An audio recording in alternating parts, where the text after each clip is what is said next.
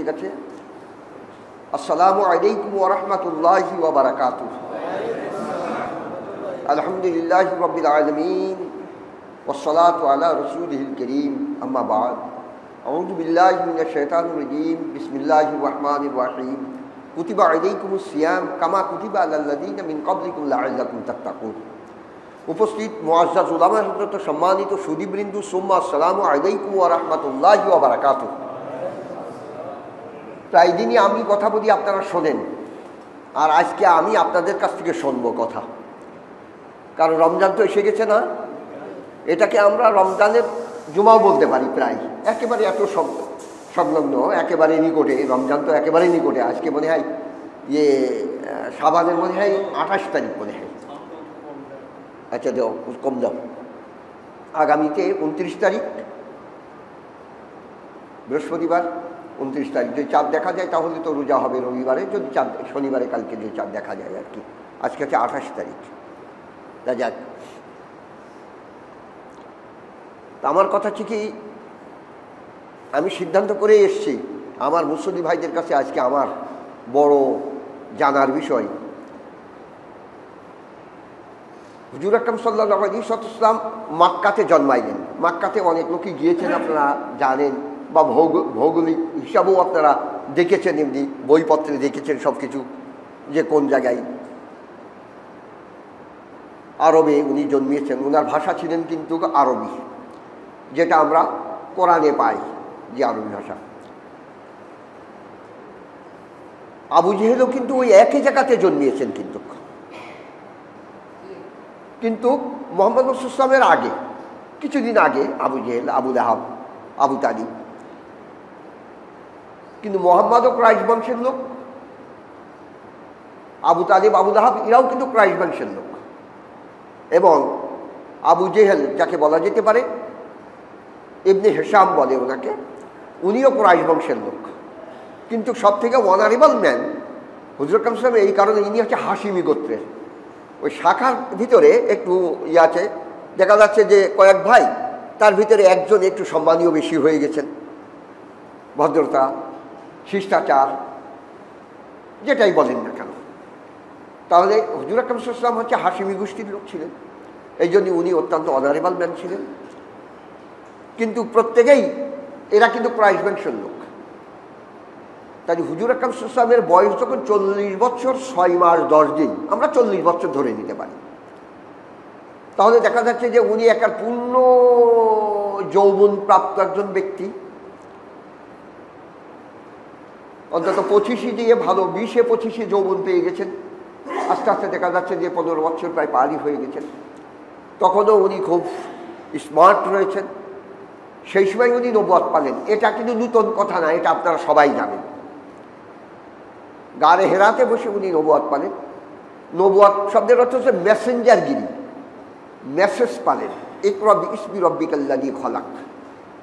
তারপরে দিয়ে 3 বছর পরে দিয়ে ওই মেসেজ প্রচার করবার একটা অনুমতি পালেন, আনজির আশিরাতাকাল আকরাবিন। আচ্ছা যাক, তারপরে থেকে তখন ওনার বয়স হচ্ছে 43 বছর। তখন থেকে উনি প্রচার কাজে নামলেন। আচ্ছা, এই প্রচার কাজটা কী ধরনের প্রচার ছিল? প্রচলিত যে সমাজ ব্যবস্থা, এটাকে পাল্টে দিয়ে ইসলামী সমাজ ব্যবস্থায় রূপ দেওয়ার ওনার কাজ ছিল। এটা কিন্তু বুঝবেন কিন্তু।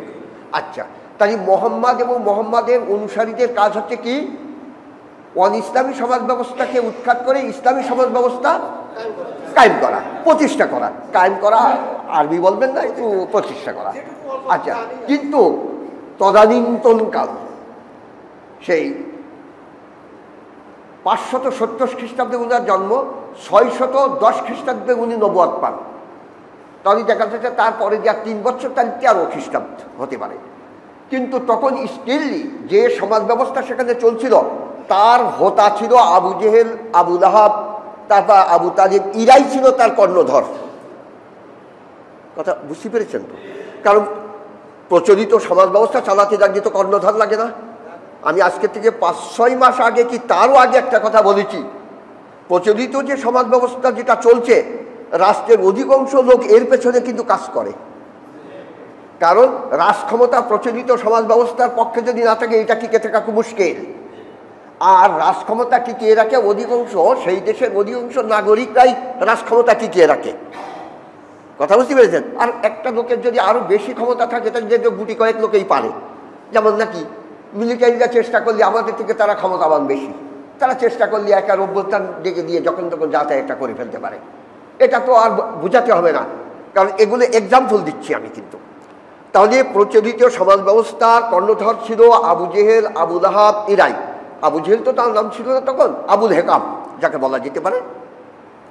এখন কথা হচ্ছে যে মোহাম্মদ মুস্তাফা সাল্লাল্লাহু আলাইহি ওয়াসাল্লামকে দাওয়াত দিয়েছেন। সে ধরেন কি করতে, যে তুমি কিছু বক্তব্য রাখো। সভাপতিত্ব করবে কে? আবু জেহেল, আবুল হেকাম। ওনার নাম কিন্তু আবুল হেকাম। আবু জেহেল বললে আপনারা ভালো চিনেন, হেশামের পুত্র আবুল হেকাম। আবুল হেকাম সভাপতিত্ব করবে। আচ্ছা বলেন, মোহাম্মদ সেখানে কোনো কথা বলতে পারবে? বুঝে সুঝে কথা করেন কিন্তু। কেন পারবে না? কারণ মোহাম্মদ আল্লাহর তরফ থেকে যে সমাজ ব্যবস্থা এনেছে, প্রচলিত সমাজ ব্যবস্থায় এর একেবারেই এন্টি, বিপক্ষে, একেবারেই এন্টি। আর এই প্রচলিত সমাজ ব্যবস্থার হোতাই হচ্ছে সভাপতিত্ব করছে। তাই এখানে কি সে কথা বলতে পারবে? তাহলে আজকে আমাদের দেশে যত সভা সমিতি, মসজিদ, মাদ্রাসা যাই আছে না কেন, প্রচলিত সমাজ ব্যবস্থার হোতারাই কিন্তু সবাই সভাপতিত্ব করছে। কথা আপনারা বুঝতে পারেননি, সাই দেবেন কিন্তু। বুঝতে না পারলে আবারও বলবেন, আমি আবারও বলবো কথাটা, কারণ আজকে আপনাদের কাছে প্রশ্ন করবো আমি। তাহলে দেখেন না, যেখানে যা সভা হচ্ছে বলছে অমুক সভাপতিত্ব করবে, বলছে কি বলছে না? মাস্টার সাহেব কথা বলবেন কিন্তু, বলছে কি বলছে না? কয়েকদিন আগে যে ধুলিয়া নীতি হলো না, আমার মামা ডাক্তার সাহেব সভাপতিত্ব করলেন না, মানে মিন্টুর মামা, মিন্টুর বাবা আমার মামা কিন্তু মিন্টু আমার মামা তো ভাই কিন্তু। তাহলে এখানে যদি ইসলামী হুকুমতের কথা, ইসলামী সমাজ ব্যবস্থার কথা যদি বলে, তাহলে এই সভাপতি সাহেব কি করবেন? হয় তার টাকা দেবে না, নাই তার কথা বলতে বন্ধ করে দেবে, নাই পরবর্তীতে আর কোনোদিন আর দাওয়াত করবে না। তাই মৌলবীদের ভয় আছে না? ভয় আছে কি নেই? আমাদের মৎস্যজীবী পাড়ায় যে একজন মৌলবী ৮০,০০০ টাকা নিয়ে গেল, আমি এই যখন ইয়েতে গেলাম, এই হুদুহাজিপুর কথা বলতে গেলাম গত বুধবারে, তা বলছেন যে ৪০,০০০ আগে দিতে হয়েছে। ওই কিসের মধ্যে, বিকাশের মাধ্যমে টাকা দেয় না, বিকাশে দিয়ে দিয়েছে। আর যে সময় উনি গাড়িতে উঠবেন তখন আর ৪০,০০০ টাকা বিকাশ করবার পরে দিয়ে উনি গাড়িতে উঠেছেন। আমার একজন বললো, কারণ যে আমি একে ভালোভাবে তাদের কাছে শুনেছি। বাবাজিরা আসলে হয়তো শুনতে পাবেন, ওই পাশে নামাজ পড়ে, ইয়াকুব বাবাজি, আপনারা চেনেন তাদের। এখন ৮০,০০০ টাকার বিনিময়ে তারা আসছে। এখন সমাজপতিরা বসে আছেন, সমাজপতিদের বিপক্ষে যদি ইসলামের কথা বলে তাহলে মুশকিল আছে না? কারণ সমাজের উপরে নির্ভর করেই তো জান্নাত এবং জাহান্নাম। এই আর সাই দেবেন না আপনারা, আমি জানি আপনারা আর সাই দেবেন না। সমাজের প্রচলন যে কায়দায়, এর উপরে নির্ভর করেই হচ্ছে জান্নাত এবং জাহান্নাম। কেননা কারণ আল্লাহ তাআলা বলেছেন, হুয়াল্লাযী আরসালা রাসূলাহু বিল হুদা ওয়া দীনিল হক লিইয়ুযহিরাহু আলা দীনি কুল্লিহি ওয়ালাউ কারিহাল মুশরিকুন। উনি ওই সত্তা, যে সত্তা তার মেসেঞ্জারকে পাঠিয়েছেন এমন একটা বিষয় দিয়ে, এমন একটা সমাজ ব্যবস্থা দিয়ে যেটা পাঠিয়েছেন, সেই সমাজ ব্যবস্থার নাম হচ্ছে হক সমাজ ব্যবস্থা। ওই দ্বীনে হক মানে হক সমাজ, সত্য সমাজ ব্যবস্থা। কি করবার জন্য পাঠিয়েছেন? যে বাতিল যারা নাকি এখন সভাপতিত্ব করছে, এই বাতিল সমাজের উপরে এটাকে বিজয় করবার জন্য। তাই এখন সভাপতি সাহেবের সমাজ ব্যবস্থার উপরে যদি বক্তা যদি বিজয়ী হয়ে যায়, সেই সভাপতি এই বক্তারে কি আর ওই মঞ্চে রাখতে দেবে? এই জন্যই মৌলবীরা পাচ্ছে না। মৌলবীরা যে কনসেল করছে কি জন্য, কবে যে তাহলে কি মৌলবীরা দায়ী নয়? এখন দেখতে হবে যে মৌলবী কনসেল করছে কোন কারণে, কি পার্থিব দুনিয়ার জন্য?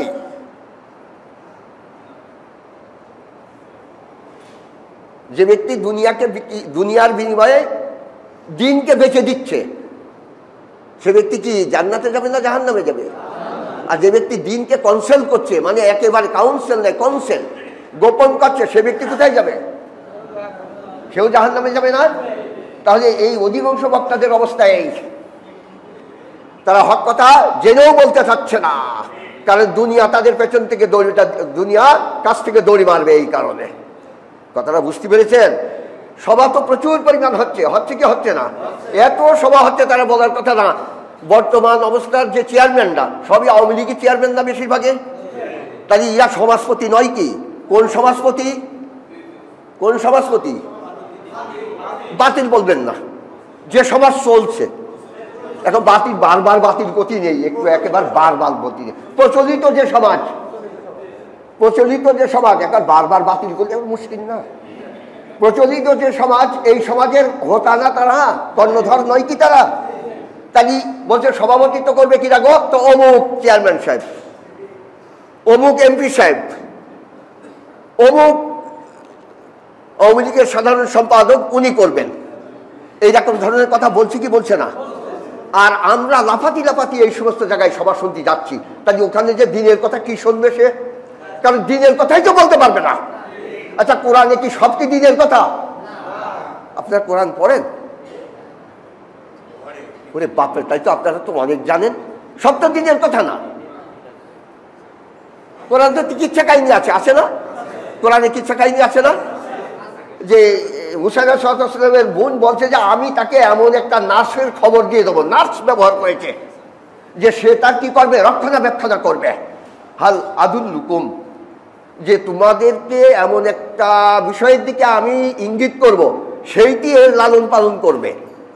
কারণ যখন নাকি উম্মে মুসা, মুসার মা যখন নাকি তাকে তাবুতে, তাবুত বলেছে এখানে সিন্দুক লিখেছে বাংলাতে, কিন্তু কথাটা তাবুত সিন্দুক নয়, বাস্কেট মানে ঝুড়ি।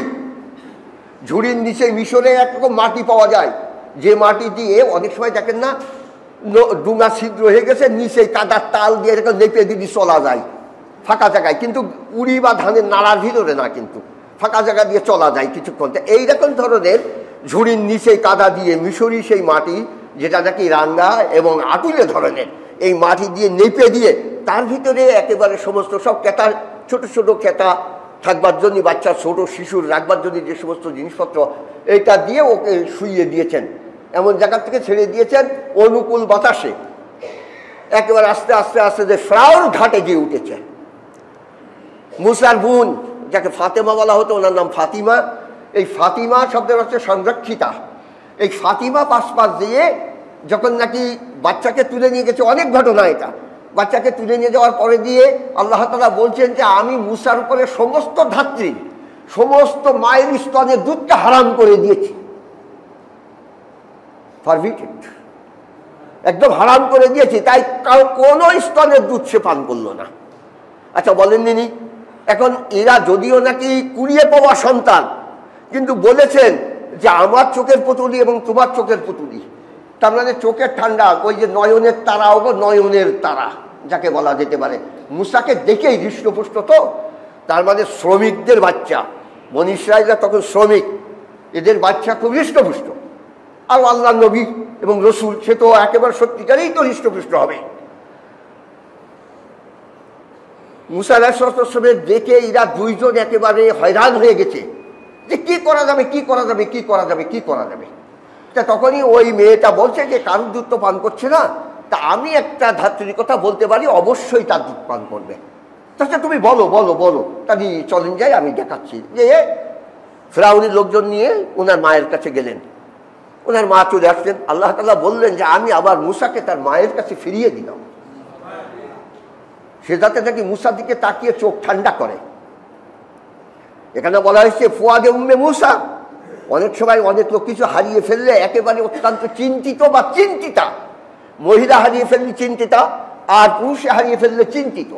চিন্তিতা এবং চিন্তিত হয়ে যখন নাকি ফিরে যায় সেখান থেকে, তাদেরকে বলা হয় যে ফুয়াদে উম্মে মুসা। তা ফুয়াদে উম্মে মুসা, মুসা আলাইহিস সালামের মায়ের অন্তরের মতো একেবারে ধাক্কা লেগেও ফিরে যাচ্ছে। নিজের বাচ্চাকে নীল নদে ছেড়ে দেওয়া, এটা কি চারটেখানি কথা নাকি? এটা কি চারটেখানি কথা? এটা আল্লাহ তাআলা ওনার কাছে রেভিলেশন যাকে বলা হচ্ছে, ফাআওহাল্লাহু ইলা উম্মি মুসা, মুসা আলাইহিস সালামের কাছে তার আল্লাহ কি, মুসার মার কাছে তার আল্লাহ কি করলেন? ওহী পাঠালেন, ইঙ্গিত করলেন যে তুমি মুসাকে এই অবস্থায় ফিরিয়ে ফেলে দাও নদীতে। তাহলে আজকে দেখি এই কিসা যদি করা হয় তাহলে সবাই শুনবে না? সে সমাজপতি যিনি সভাপতিত্ব করছে এও শুনবে না? হুজুর তো বিশাল কথা বলছে গো, হুজুর তো বিশাল কথা বলছে গো, এরকম বলে শুনবে কি শুনবে না? আর মহিলারা তো ওদিকতে টাকা দেওয়ার জন্য অলংকার খুলবে, খুলবে কি খুলবে না? জোরে বাপরে বাপ, কি আশ্চর্য কথা। কিন্তু এখানে যদি বলা হয় আবুল হেকাম এমনি আবুল হেসাম, তোমরা যে সমাজ ব্যবস্থা বাস্তবায়ন করেছে এটা সুদ ভিত্তিক, তোমরা যে সমাজ ব্যবস্থা বাস্তবায়ন করেছে এটা সকল ক্ষমতার উচ্চ জনগণ, তোমরা যে রাষ্ট্র চালাচ্ছ এর সকল ক্ষমতার উৎসই হচ্ছে জনগণ, সুপারিনটি আল্লাহর না। আর আমি মোহাম্মদ এবং মোহাম্মদের অনুসারী, আমাকে যে সমাজ ব্যবস্থা দেওয়া হয়েছে তার সুপারিনটিকে আল্লাহ, এবং ব্যবসা ভিত্তিক অর্থনীতি। এই কথা যখনই বলা হবে তখনই কবেন যে তুমি এখন চুপ করো, তোমার তো আমরা ডেকে নিয়ে আসি কথা বলার জন্য, তা আমাদের বিপক্ষে কথা বলছো, তাহলে তোমার কথা আমরা শুনবো না। সভাপতি মানে তো তার কথা সবাই শোনা হবে না সে জায়গায় নাকি?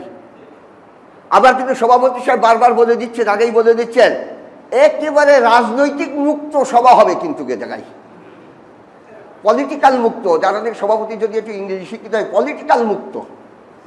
তা মৌলবী কথা বলতে গেছি পলিটিক্যাল মুক্ত কি আবার জেনে নিতে হবে, যে পলিটিক্যাল মুক্ত বলছি কি, এটা কি? আমার মতো মৌলবী জিজ্ঞেস করবে না যে ভাই পলিটিক্যাল মুক্ত কি, আমি তো বুঝতে পারছি না কিছু। হচ্ছে যে নিঃসব কোরআন হাদিস হবে বটে, কিন্তু সেটা পলিটিক্যাল মুক্ত হবে। কাজে নিশ্চয়ই সভাপতি সাহেব হয়তো জানেন যে কোরআনে কি আছে, পলিটিক্যাল আছে, অর্থনীতি আছে, এটা কিন্তু জানেন। কিন্তু এ জায়গায় কি বলতে হবে, এগুলো মুক্ত থাকতে হবে, একমাত্র শুধুমাত্র রিলিজন, ধর্মীয় ব্যাপার বলতে হবে, ধর্মীয় ব্যাপার বলতে হবে। তাই এবার বক্তা কি করবে, যে রমজান মাসে যদি তোমরা যদি রোজা রাখো তাহলে তোমাদের এই এই সওয়াব দেওয়া হবে। কি দেওয়া হবে? এই এই সওয়াব দেওয়া হবে। এবং আল্লাহ রসুল বলেছেন, এটা হাদিসে কুদসি, যে আল্লাহ তাআলা আল্লাহ রসুলকে জানিয়ে দিয়েছেন, আর সৌমলি, রোজা আমার জন্য। বনি আদমের সমস্ত আমলের যা তার বদলা এটা আমি বলে দিয়েছি, বা আমার নবীও বলে দিয়েছেন, কিন্তু রোজার ব্যাপারে আমার নবীকে জানানো হয়নি যে আমি কতটুকুন কি করব বলবো।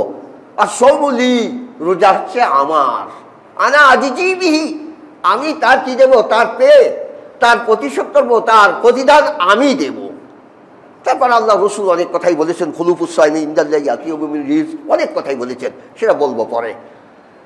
আচ্ছা, এই কথা বললি আর কি কোনো গন্ডগোল আছে? এবার সবাই বলবে না যে ওরে বাপরে বাপ, রোজার হাকিকত বা রোজার ফজিলত এত পরিমাণ বলেছে, ব্যাপক আকারে ফাসাইলে আমলে যা পড়িলাম, আজকে হুজুর যে তাই বলেছে, তাই সব দল এই দিকে আকৃষ্ট হবে না রোজার কথা যদি বলে ব্যাপক আকারে? এখন রোজা কিনা রাখতে লাল্লাকুন তাত্তাকুন, এই কথা যখনই বলা হবে তখনই আবু জেহেল চেয়ারটা লাভ করে উঠেছে, উসকুত আলান, ডোন্ট টক, যাকে বলা যেতে পারে, কথা বলবি না, এখনই চুপ কর। সহিন, সহিন শব্দে উসকুত মানে চুপ করা, সহিন মানে কাজে খবরদার কথা বলবি না। আর মৌলবীরা তো জানেন সহিন শব্দের অর্থ, ভালোভাবেই জানেন আপনি। ডোন্ট টক, ডু নট টক, যাকে বলা যেতে পারে, কথাই বলবি না, সাইলেন্ট। রোজার ফজিলাত বলছিস তাই বল। এর এখন যদি বলতে হয় যে রোজার ফজিলাত বল, বলে ফজিলাত হয়ে লাভটা কি? ও তো বাওয়া ডিবির তাওয়া দেওয়া। ফজিলাতের কথা বলে লাভটা কি? ও তো বাওয়া ডিবির তাওয়া দেওয়া। একথা বললে গালে চড়াবে না যে বদমাস, কোথায় মুরগি আর কোথায় আমরা? আবু জেহেল থবে চড়িয়ে চেয়ারের পর ইয়ের পথে মনসেতে ফেলে দেবে না?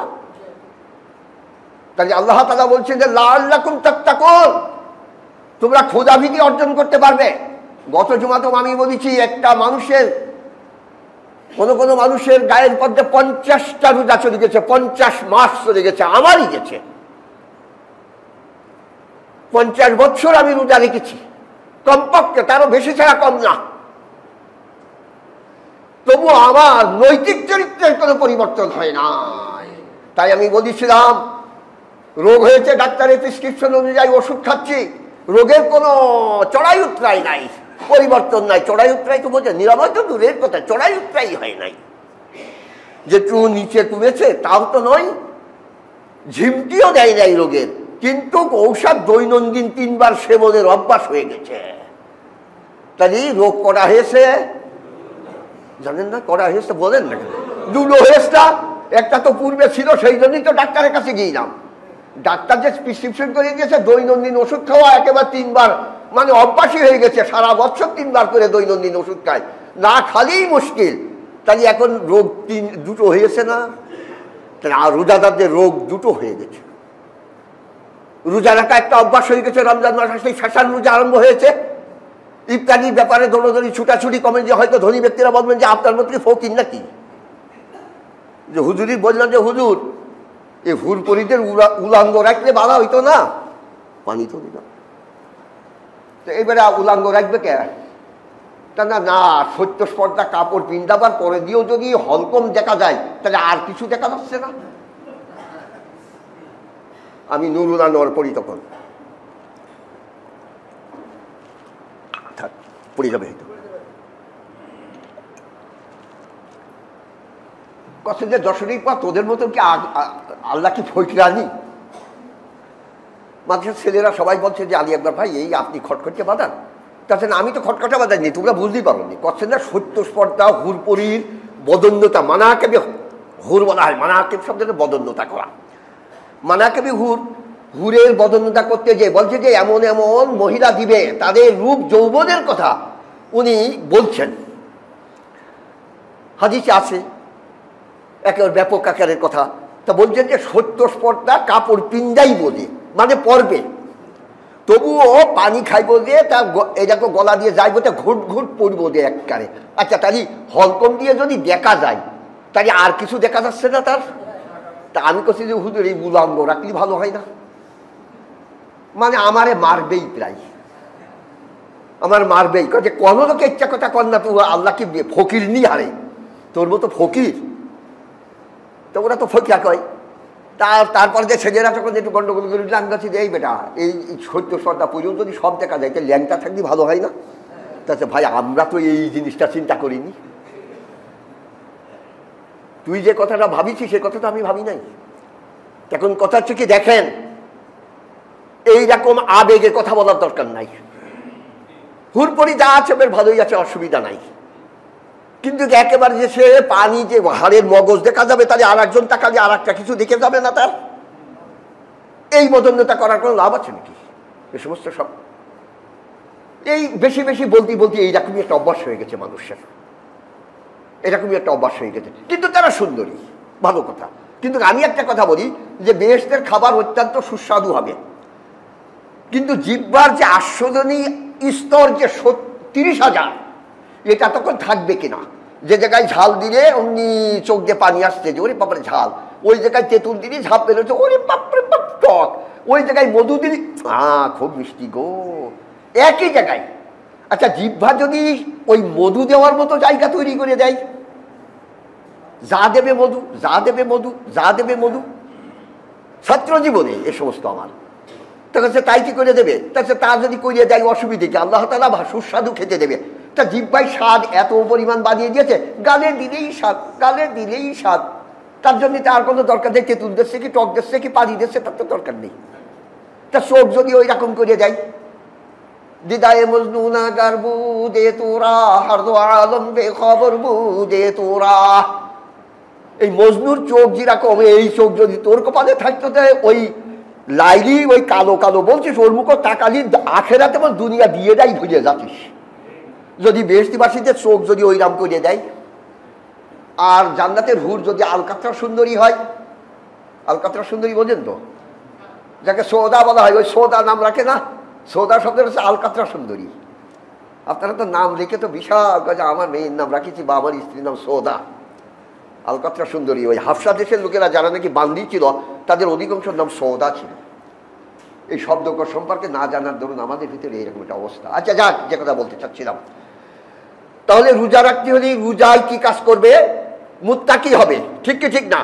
তাহলে রোজার পূর্বেও যে আমি সুদি কারবারে জড়িত ছিলাম, রোজার পূর্বে মানব রচিত আইনে আমি জড়িত আছি, এখন আছি না? সমাজ ব্যবস্থা কি মানব রচিত না?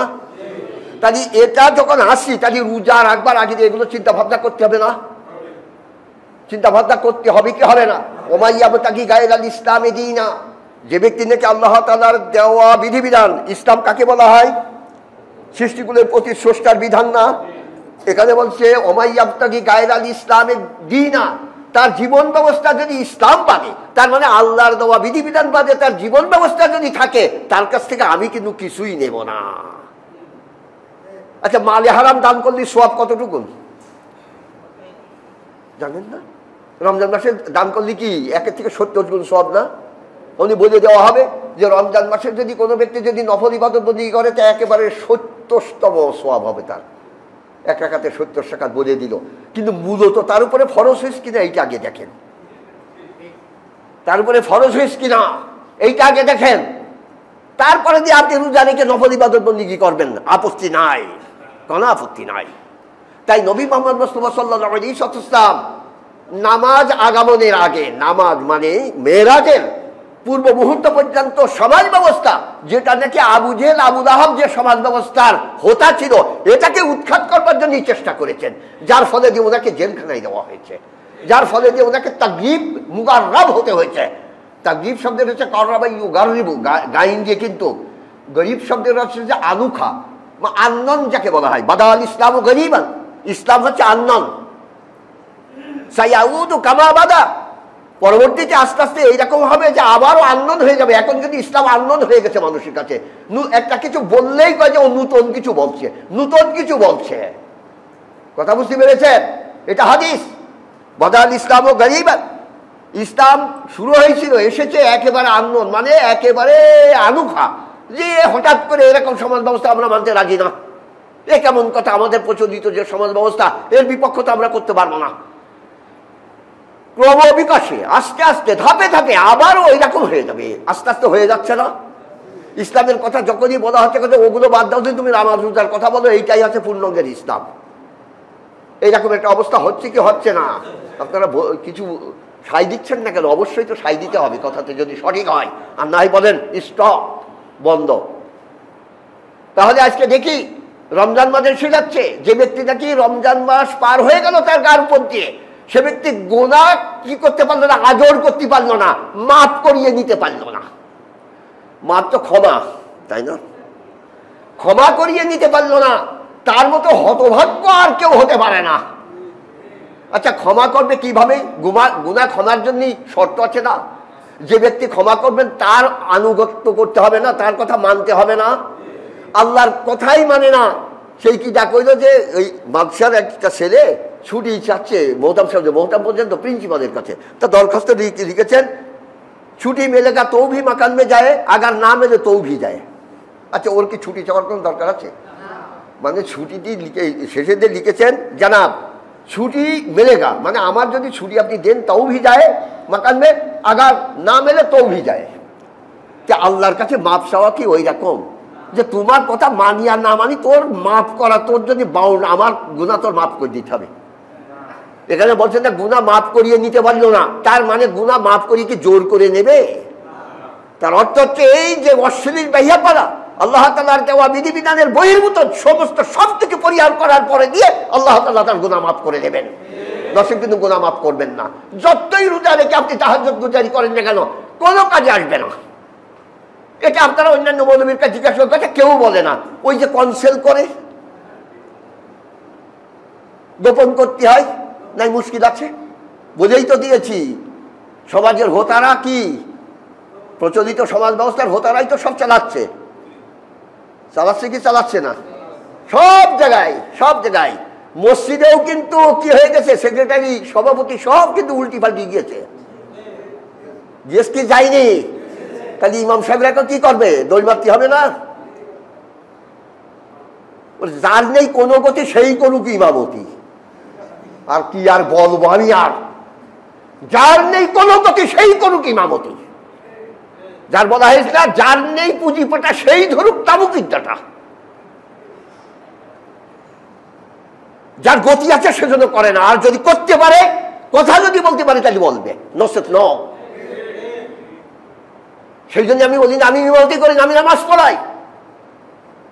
স্টিল বহু জায়গায় এই নিয়ে গন্ডগোল হয় যে আমি নামাজ পড়াই। তাহলে আজকে দেখি রমজান মাস আসছে, তাহলে আমরা হতভাগ্য হতে চাচ্ছি না। মা আনজালনা আলাইকাল কুরআনা লিতাশকা, সূরা তাহাতে মনে হয় এটা খুব সম্ভব, হাফেজ আজকে আসে নাই, যে আমি তোমার কাছে কোরআন দিয়েছি মোহাম্মদ এবং মোহাম্মদের অনুসারী, তোমরা হতভাগ্য হবে তা নয়, তোমরা ভাগ্যবান হবে। কিন্তু আমাদের হয়ে গেছে কি, কোরআন পাওয়া সত্ত্বেও এইরকম একটা কিতাব, যে কিতাব মা ইউগাদিরু সগীরা ওয়া মা কবীরা ওয়ালা কবীরা কি ওয়া মা কবীরা, হাফেজ সাহেব নাই, এমন একটা কিতাব কালকে কিয়ামতে যে নামাই আমল সম্পর্কে বলা হবে, এই কোরআনটাও এইরকম। মানুষের জীবন চলবার জন্য যত কিছু যা কিছু দরকার সব কিছু এর ভিতরে রয়েছে। সেই জন্যই তো বলা হয়েছে আলিয়াউমা আকমালতু লাকুম দীনাকুম ওয়া আতমামতু আলাইকুম নি'মাতি ওয়া রাদিতু লাকুমুল ইসলামা দীনা। এই কোরআনের ভিতরেই বলেছে না? আদারওয়াইজ অন্যান্য যে তিনটে যে কিতাব দিয়েছে, একটা হচ্ছে তাওরাত, একটা হচ্ছে জব্বুর, আর একটা হচ্ছে ইনজিল, আর সহিফা তো এর আগে দিয়ে আরো চলে গেছে 100 খানা। তাদের ভিতরে কোনো জায়গায় নেই আলিয়াউমা আকমালতু লাকুম দীনাকুম ওয়া আতমামতু আলাইকুম নি'মাতি রাদিতু লাকুমুল ইসলামা দীনা, বাট কোরআনের ভিতরে আছে ইনটু দা কোরআন, তাছাড়া আর কোনো তাতে নাই। এটা তাহলে এইরকম একটা গ্রন্থ পাওয়া সত্ত্বেও এই গ্রন্থের অনুসারীরা, এই গ্রন্থ তো কাদের জন্য? মানুষের জন্য না? শাহরু রমাদান আল্লাযী উনজিলা ফীহিল কোরআন, এটা কাদের জন্য? হুদাল লিন্নাস বায়্যিনাতুম মিনাল হুদা, না শাহরু রমাদান আল্লাযী উনজিলা ফীহিল কোরআন লিল মুসলমান, এই কথা বলেছেন? এটা তো মুসলমানের জন্য নয়, এটা মানুষের জন্য। যারা আনুগত্য করবে, যারা মানবে, তারাই হবে মুসলমান, মুসলিম। মানে গদ্দান লিহাদান বাতাআত, আনুগত্যের সামনে মাথা ঝুঁকিয়ে দেওয়া, যাকে বলা যেতে পারে। তাহলে এই কোরআন পাওয়া সত্ত্বেও আজকে আমাদের অবস্থা কি? কারণ কোরআনে খুঁজে খুঁজে কিসসা কাহিনী আমরা মুখস্থ করলাম, কোরআনে খুঁজে খুঁজে নামাজ এবং রোজার সম্পর্কে একটু জেনে নিলাম। কিন্তু নামাজ রোজা বৈধ হওয়ার জন্য যে জিনিসটা, আর 3 পয়েন্ট যেটা রয়েছে, এই বাদেও আর একটা 3 পয়েন্ট আছে না? একটা হচ্ছে সমাজ, আর একটা অর্থনীতি, আর একটা পলিটিক্যাল, এটা রয়েছে না? সমস্ত 4টে যে বিষয়বস্তু রয়েছে, মূল বিষয়বস্তু হচ্ছে পলিটিক্যাল। কারণ সকল ক্ষমতার উৎসই হচ্ছে কে? তাই পলিটিক্যাল বিষয়টাই তো সকল ক্ষমতার উৎস আল্লাহ, এই কথাই বলা হয় না? কিন্তু এখানে পলিটিক্যাল বিষয়টি বলা হয়েছে সকল ক্ষমতার উৎস জনগণ। সকল ক্ষমতার উৎস জনগণ যে ব্যক্তি বলবে, তার জন্য কোরআন নাই, তার জন্য নামাজ নাই, তার জন্য রোজা নাই, তার জন্য হজ নাই, তার জন্য যাকাত নাই, কোনো কিছুই নাই, তার কোনো পরীক্ষাই নেওয়া হবে না। কথা বুঝতে পেরেছেন? তার কোনো পরীক্ষাই নেওয়া হবে না। পরীক্ষার ফি সাবমিট করি নাই, পরীক্ষাই দেয় নাই, তার কি খাতা দেখবে? না পাশ করিয়ে দেবে আমার মতো? আমার ছেলে পাশ করে দিলে আমি পাশ করবো? কারণ আমি তো পরীক্ষার ফি সাবমিট করিনি, বাইরে সেশন লেখাপড়া করি নাই, পরীক্ষা দিই নাই, কোনো কিছু করি নাই। আমি গেলেই কি আমার কি একেবারে শিক্ষা বোর্ড থেকে একটা সার্টিফিকেট দিয়ে দেবে যে ম্যাট্রিক পাস করেছে, 2 বছর পরে যে আয়ে পাস করেছে, এরকম দেবে নাকি? তাহলে এই সমস্ত ব্যক্তিদের কাছে কিছুই নেওয়া হবে না, এই কথাই বলছেন। তার মানে তার বিনিময় যখন পাবে না, শূন্য, তখন মুশকিল না? ফি নারি জাহান্নামা খালিদিনা ফিহা আবাদা। যে খাবার যত ভালো, ওই খাবার পচে গেলি তত খারাপ। যে মাসে বেশি সওয়াব, ওই মাসে অন্যায় করলেও তত বেশি গুনাহ। আজকে একটা কথা শুনে নেন, কবেন যে এটা কিন্তু এ বেদ ছাড়া বিধান হয়ে গেল। কথাটা এটা একটা বেদ ছাড়া বিধান হয়ে গেল, কথা তো বলতে চায় না কেউ। কারণ সুন্দর খাবার যেটা, এটা পয়সা গেলে আর মোটেই গালে দেওয়া যায় না। কিন্তু আমার মতো যদি সত্যিকারেই এই বাগান বাসা শাক যদি নিয়ে, সেটা আলিয়ে গেলেও কোনো রকম টুকটুক করে খাওয়া যায় একটু জালমাল দিয়ে। কিন্তু যদি ভালো খাবার হয়, মুশকিল আসে না? খাওয়া যাবে না তো। তাহলে এই মাসে, যে মাসে সব অতিরিক্ত সওয়াব পাবে। আচ্ছা, মা এবং বাবার খেদমত করলে কি হবে? ওয়ালা তাকুল্লাহুমা উফিন শব্দ ব্যবহার করেছে। তানাদের সঙ্গে এমন ব্যবহার করে না যে উ শব্দ ব্যবহার করে, একথা বলেছেন না কোরআনে? ওয়ালা তাকুল্লাহুমা উফিন, জানাহা জুললে অনেক কিছুই আছে আয়াতে কোরআনের। সমাজ ব্যবস্থা সম্পর্কে বলেছেন না? না একে একেবারে সেই ওল্ড হাউসই রেখে আসবেন। ভয়কে আজকাল ওল্ড হাউস তৈরি করছে না আজকাল, কি বুঝতে পারছেন না? ইয়ং ম্যানেরা কি করছে? ওল্ড হাউসে বুড়ো বুড়ির যে গেজা গন্ডগোল দরকার নেই। বউ কয় যে ও তোমার মা আর বাবা অনাবরত খ্যাসখ্যাস করে, কারণ বুড়ো হয়ে গেলি তো। এরকমই কোরআন বলেছে, তোমরা যা কিছু দিয়েছো একটু পরে করবে যায়নি, খাওয়ার পরেও কবে খাইনি। যখন আর্জুনি লবর মানে একেবারে বয়সের ওল্ডের একেবারে একেবারে শেষে যখন পৌঁছে যাবে, তাদের মেধাটা এইরকম হয়ে যাবে ছোট বাচ্চাদের মতো। তখন বৌমা তো রেগে যায়, ছেলে হয়তো কিছু বলতে পারে না, ছেলের কাছে খ্যাসখ্যাস করে, তাদের দরকার নেই, কিছু পয়সা চাই জায়গা দেয়, চলো যাই ওল্ড হাউসে রেখে আসি। কি সমাজ কন্দিনী এটা! অথচ ইসলাম সমাজ ব্যবস্থার দারুণ একটা ধারণা দিয়েছে না, আরো বলে দিয়েছে না, বাবা মার মুখের দিকে যদি কেউ তাকায় তাহলে কোন সওয়াব হবে? কবুলিয়াত হজ, নফল হজ তা কবুলিয়াত হজ, হজ তো কবুল নাও হতে পারে, কিন্তু এটা হবে, তাই না? এরকম কথা বলেছেন। অথচ বাবা মার সঙ্গে দুর্ব্যবহার। তাহলে দেখা যাচ্ছে যে রমজান মাসে বাবা মার মুখের দিকে যদি সুন্দরভাবে তাকায় তাহলে যথেষ্ট সওয়াব।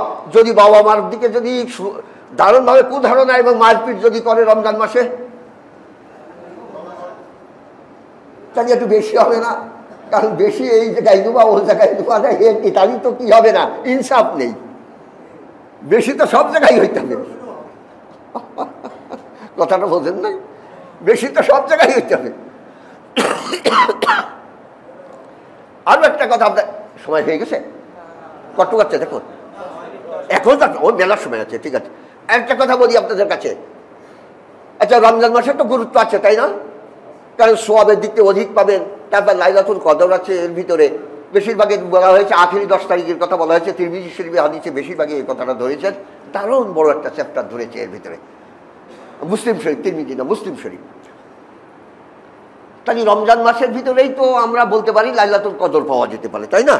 একথা বলতে পারি, তাই অনেক সোয়াব আছে এর ভিতরে। আচ্ছা এর কারণটা কি বলেন নিনি? রমজান মাসটা আমরা আতরের একটা শিশি ধরে নিতে পারি, অনারেবল শিশি, খুব সুন্দর একটা শিশি, যার ভিতরে কি আছে? আতর আছে। তা আতরের শিশি, আতর হিসাবে আতরের শিশিটাও একটু গুরুত্ব দিয়ে ভালো করে রাখা হয় না? এখন যদি এই শিশিতে যদি আতর না থাকে তাহলে এই শিশিটা কি ডাস্টবিনে ফেলে দেয় না?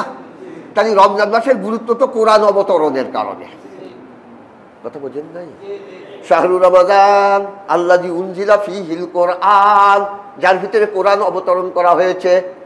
তাই এই কারণেই তো কি রমজান মাসের গুরুত্ব, ঠিক কি ঠিক না? তাই রমজান মাসের গুরুত্ব কোরআন নাজিল করবার কারণে। এখন কোরআনের সঙ্গেই যদি আমার সম্পর্ক না থাকে তাহলে আমার ম্যারেজ ডে পালনের মতো হয়েছে না? 2 বছর পর 3 বছরের পর আমার বন্ধু বান্ধব কাছে যে প্রথমবার নাই বান্ধবীর দেখলাম না, দ্বিতীয়বারও নাই আবেগে দিয়ে গেলাম, এইবার তোর আমার বান্ধবীর না টাকা দিয়ে আমি কিন্তু এই যা উপঢৌকন নিয়ে এসছি এটা আর দেবো না। আমরা 10-12 দিয়েছে, হাসছি, আমি হাসছি তখন, তাহলে অত দরকার তোরা খাওয়া দাওয়া কর, যা আনিসিস ওখানে প্রেজেন্টেশন দিয়েছে খাওয়া দাওয়া কর, তো যা না দেবো না, খাওয়া দাওয়া পরে হবে, আগে বান্ধবীর দেখা যাবে। তার সঙ্গে যেদিন বিয়ে করলাম ওই দিনই তার সঙ্গে সারাসারি এই যে সম্পর্কই নেই। যে রাত্রিতে বিয়ে হয়েছিল ওই রাত্রিতেই তার সঙ্গে আমার সারাসারি, কিন্তু কোরআনের সঙ্গে আমাদের অবস্থাটা তাই। আর এখন যারা কোরআন আমরা একটু শিখছি, মনে করছি যে কি ব্যাপক কিছু শিখছি, শুধুমাত্র ভাষাগত দিকটা একটু পড়ছি, তাছাড়া কিন্তু তাতে যে কি বলা হচ্ছে, তাতে যে কি বলা হচ্ছে তা যদি না বুঝতে পারি তাহলে কি সত্যিকারেই কি কোরআন পড়া হচ্ছে? তাই কোরআন পড়ার সঙ্গে সঙ্গে আমরা তার অর্থটা পড়বার জন্য চেষ্টা করব।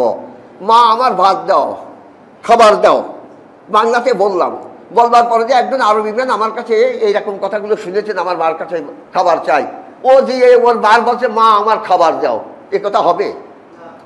ইয়াউমি আতিনি তো, ও বলবে কি ইয়াউমি আতিনি তো আনা আকুল আলাই, আয় আমার মা তুমি আমাকে খাবার দাও, আমি এখন খাবো। আদা জুম, আমি ক্ষুধার্ত। যখনই আমি বলছি যে মা আমাকে কিছু খাবার দাও, আমি ক্ষুধার্ত, এটা আরবি জ্ঞান শিখেছে, শিখে যেয়ে বলছে যে মা আমার কিছু খাবার দাও, আমি ক্ষুধার্ত। আচ্ছা ওর মা কি বুঝবে? আর ও কি তা বুঝতে পারছে? ও তো যে ওর ল্যাঙ্গুয়েজই বলতে হবে এই কথাটা, তারই বুঝবো যে এই বাংলাটা ও বুঝেছে। তাই কোরআন কিন্তু নিজের ল্যাঙ্গুয়েজে বুঝতে হবে, কথাটা বুঝতে পেরেছেন? কোরআন কিসে বুঝতে হবে? নিজের ভাষাতে বুঝতে হবে, যেটা কি বলছে, তাহলে আপনি কোরআন বলবেন। কারণ আরবি মুখস্থ করে কোনো লাভ নেই, আরবি তো আল্লাহর ভাষা নয়। কোরআন অবতরণ হয়েছে আরবি ভাষাতে, কিন্তু আরবি তো আল্লাহর ভাষাই নয়। কারণ আল্লাহর ভাষা যদি এইটাই হবে তাহলে আদারওয়াইজ ল্যাঙ্গুয়েজ বুঝতে ওদের 2 ভাষাই লাগবে, কথা বোঝেন নাই? এই কথা এই কয়েকদিন আগে দিও না মৌলানারা আমাদের সঙ্গে গন্ডগোল করলো, কাজে এ মানেই না কিছু। আমি যে এসো, আমি বলছি যে মৌলানা সাহেবরা, তার ভিতরে নাম বললাম, আমার সাইকেল বাবা ছোট ভাইও ছিল, নাম করা মৌলবী। আমি বলছি যে তাহলে আল্লাহ দোভাষী লাগবে না? তা সেটা আল্লাহ দোভাষী লাগে, আল্লাহর আবার দোভাষী লাগে। তাহলে আল্লাহ দোভাষী না হলেই তো তাহলে তো বাংলা ভাষাও তো তার। সারা পৃথিবীতে যত ভাষা আছে সব তার তার নখদর্পণ না? আচ্ছা শুধুই কি এইগুলো নেই, বাদও আরও আছে। তার কিয়ামত পর্যন্ত যেরকম থেকে ভাষা রূপান্তর হতে হতে, যেরকম থেকে আমরা সংস্কৃতি থেকে বাংলা, সংস্কৃতি থেকে বাংলা না, তাই সংস্কৃতি থেকে যখন বাংলা, আমরা সুরিয়ানির থেকে সমস্ত ভাষা, আদম আর হাওয়ার ভাষা ছিল সুরিয়ানি, তাই আস্তে আস্তে ক্রমবিকাশের মাধ্যমে বহু ভাষায় রূপান্তর হয়েছে। তাই সব ভাষা আল্লাহ বোঝেন, তাই তখনও এগুলো তিনি বুঝতেন। আর এখনো যে সমাপ্ত হয়েছে তা তো না, এর থেকে তো আরও থাকতে হবে, হতে পারে না কিয়ামত পর্যন্ত আস্তে আস্তে আরও রূপান্তর হতে পারে না, সেগুলো সে বুঝবে না। না তাই সে আবার তার স্কুল খুলেছে, যে দেশের যে ভাষা তাড়াতাড়ি সেই দেশের মাস্টার নিয়ে যে তার আবার শিখতে হয়, নাউজুবিল্লাহ মিন যালিক, তা তো নয়। তাহলে আরবি মুখস্থ করে কোনো লাভ নাই, তার বোধগম্য করবেন আপনার।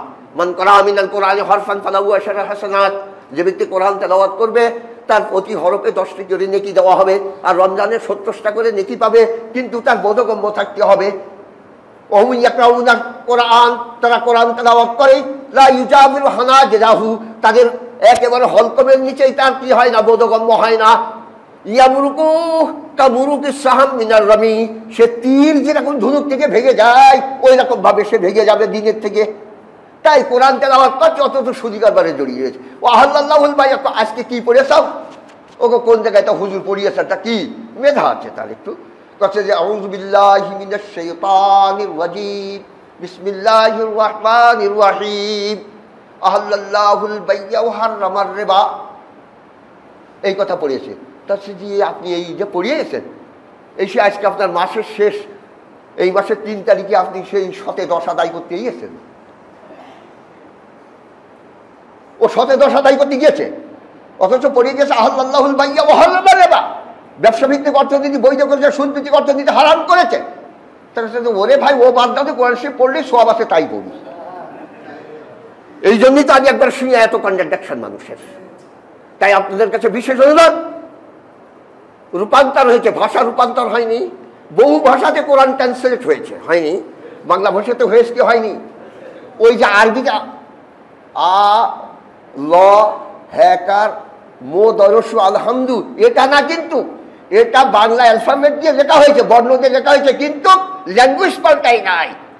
যখনই আলহামদু বলা হবে, সকল প্রশংসা আল্লাহর, এইটাই হচ্ছে আপনার ল্যাঙ্গুয়েজে আপনার ট্রান্সলেট হয়ে গেছে। অল প্রিস যাকে বলা যেতে পারে, praise of Allah, thanks of Allah. যাই হোক, তাহলে আজকে দেখি আমরা ভাষা রূপান্তর করে নিজেদের মাতৃভাষায় কোরআন বুঝতে শিখবো। কারণ আল্লাহ রসুল যে হাদিস বলেছেন, উনার কথাই তো হাদিস নাকি? হাদিস শব্দের অর্থ কি? হ্যাঁ, হাদিস শব্দের হচ্ছে নূতনত্ব, যেটা ছিল না তাই, এর আগে রসুল বলে নাই, এখন বলেছে তাই হাদিস। আর হাদিস মানে কথা বলা, আর আহাদাসা ইউহাদিস মুহাদ্দিস মানে বাই বাতাস করা, আর হাদাসা ইউহাদিস তাহদিসান ন্যারেশন মানে হাদিস বর্ণনা করা। পরে দিয়ে হাদিস বর্ণনা করেছেন, আর উনি যখন বলেছেন এটা নূতনত্ব, এর আগে বলেন নাই, এখন বলেছে, রাবিরা মুখস্থ করে নিয়েছে। এটা জিজ্ঞেস কিনা হাদিস সাল, তার মানে উপযুক্ত বয়সের একজন ব্যক্তি। আচ্ছা যাক, এই আরবি শব্দ এগুলো। এখন কথা হচ্ছে কি, হাদিসে আসে যে কোরআন তেলাওয়াত করলে প্রত্যেকটা হরফে কটা দেখি 10টা করে কমপক্ষে। এটা কোন দেশের? আচ্ছা মোহাম্মদ কি বাংলাদেশে এসে বলি যে কথা? বার্মাতে, হিন্দিতে, এ সমস্ত লন্ডনেও যেহেতু বলে নাই, বলেছেন কোন জায়গায়? উনার পারিষদবর্ষে আরব দেশে, যাকে নাকি বলা হয়েছে যে আল্লাহ তাআলা বলে দিয়েছেন যে তোমার ভাষা এবং তোমার জনগোষ্ঠীর ভাষাতে আমি এটা অবতরণ করেছি। মানে আমার যে মূল উদ্দেশ্য, মূল বক্তব্য এই ভাষাতে আমি ব্যক্ত করে দিয়েছি, কেননা তুমি তোমার জনগোষ্ঠী যাতে বুঝাতে পারো। তার মানে সর্বপ্রথম মেসেঞ্জার বুঝবে, খবরদাতা যাকে মুখবের বলা হয়। খবরদাতাই যদি খবর না বোঝে, সে আর একজনের কাছে বলতে পারে? তাহলে খবরদাতা আগে সেটা বুঝতে হবে। তাহলে মোহাম্মদের ভাষা এবং মোহাম্মদ পিপুল of the Mohammad, language people of the Mohammad, মোহাম্মদের জনগোষ্ঠীর ভাষাতে কোরআন অবতরণ হয়েছে। তাই মোহাম্মদ বুঝেছেন এবং মোহাম্মদের জনগোষ্ঠীদেরকে বুঝিয়েছেন, তারপরে বলেছেন এর গুরুত্ব দেওয়ার জন্য যে এটা যে পাঠ করবে তার 10টা করে নেকি দেওয়া হবে। তাহলে এবার পড়বে না সে তো অর্থ বুঝেই যাচ্ছে, বুঝছে না সে তো অর্থ বুঝছে, এই জন্য পাঠ করছে সে দারুণভাবে। কিন্তু আমি অর্থ বুঝবার জন্য কোনো সময় চেষ্টা করলাম না। আমি কাকা তুয়ার বোতল যে কাকা কাকা কাকা কাকা, পাখি কি বলছে না কাকা কাকা, কিন্তু পাখি তো জানে না কাকা মানে বাপের ভাই।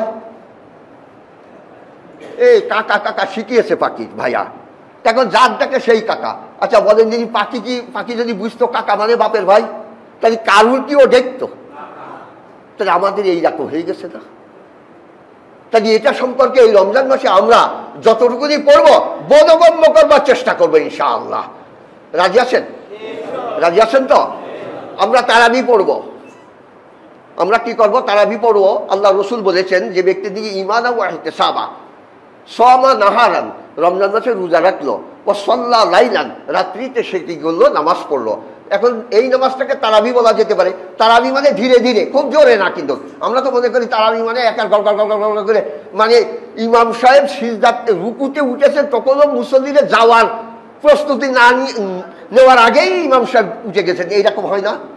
আর মানুষ ব্যাখ্যা দেয় যে তারাবি মানে খুব তাড়াতাড়ি পড়া। না, তারাবি শব্দ হচ্ছে যে ধীরে ধীরে ধীরে ধীরে আরাম করে করে পড়া, আরাম করা।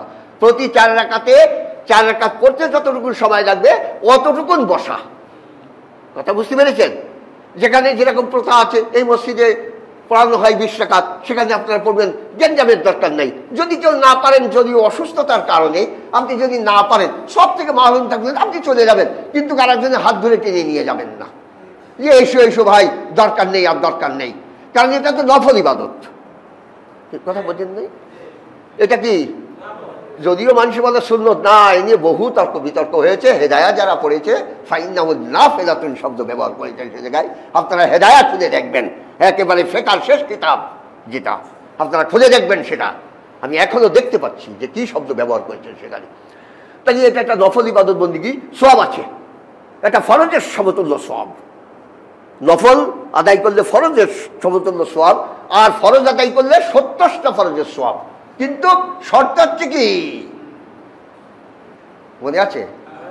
আল্লাহ তাআলার দেওয়া বিধিবিধান অনুযায়ী চলতে হবে এবং চলবার জন্য চেষ্টা করতে হবে। ঠিক কি ঠিক না? সময় হয়ে গেছে না? আচ্ছা, ওয়াখির দাওয়ান আলহামদুলিল্লাহ, এই পর্যন্ত থাক। আগামী জুমাতে হায়াত যদি থাকে এবং রিজিক যদি থাকে কথা